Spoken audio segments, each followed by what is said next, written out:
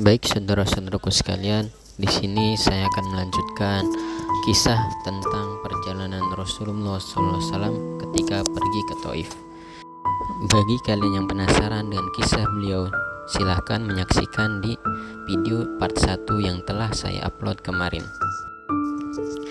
Ketika Nabi SAW sudah tidak dapat mengharapkan mereka dan bersiap-siap untuk meninggalkan mereka menyuruh anak-anak kota tersebut mengikuti Nabi SAW, lalu mengganggu, mencaci, serta melemparinya dengan batu, sehingga sandal beliau berlumuran darah. Dalam keadaan seperti inilah Nabi SAW meninggalkan Taif. Ketika pulang, beliau menjumpai sebuah tempat yang dianggap aman dari kejahatan mereka. Beliau berdoa kepada Allah Subhanahu wa Ta'ala yang bunyinya kurang lebih, "Ya Allah, kepadamu lah aku adukan lemahnya kekuatanku, kurangnya upayaku, dan kehinaanku dalam pandangan manusia. Wahai yang Maha Rahim dari sekalian Rahimin, Engkaulah Tuhannya orang-orang yang merasa lemah, dan Engkaulah Tuhanku. Kepada siapakah Engkau serahkan diriku? Kepada orang asing yang akan memandangku dengan muka masam, atau kepada musuh yang Kau berikan segala urusanku? Tiada keberatan bagiku, asalkan Engkau tidak marah kepadaku. Lindunganmu sudah cukup bagiku. Aku berlindung kepadamu dengan nur wajahmu yang menyinari segala kegelapan, dan dengannya menjadi baik dunia dan akhirat. Dari turunnya murkamu kepadaku atau turunnya ketidakridhoanmu kepadaku, jauhkanlah murkamu hingga Engkau ridho.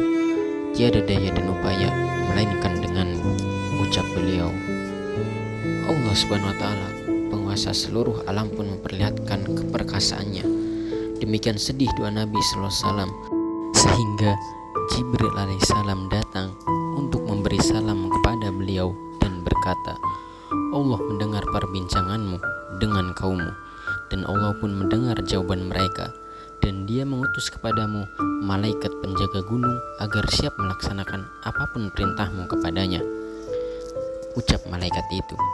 Lalu malaikat itu pun datang dan memberi salam kepada Nabi SAW seraya berkata, "Apapun yang Engkau perintahkan akan kulaksanakan.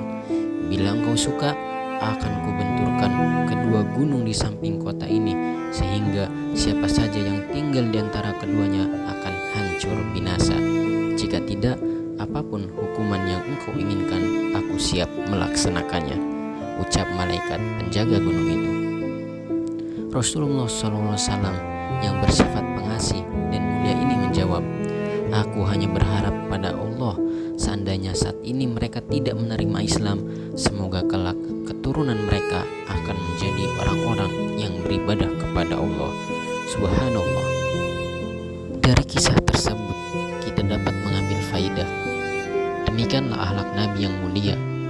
Kita mengaku sebagai pengikutnya, namun ketika kita ditimpa sedikit kesulitan atau celaan, kita langsung marah, bahkan menuntut balas seumur hidup. Kezoliman dibalas dengan kezoliman, sambil terus mengaku bahwa kita adalah umat Nabi SAW. Padahal dengan pengakuan itu, seharusnya segala tingkah laku kita mengikuti beliau. Jika mendapat kesulitan dari orang lain, Nabi SAW tidak pernah mendoakan keburukan dan tidak pernah berkeinginan menuntut balas.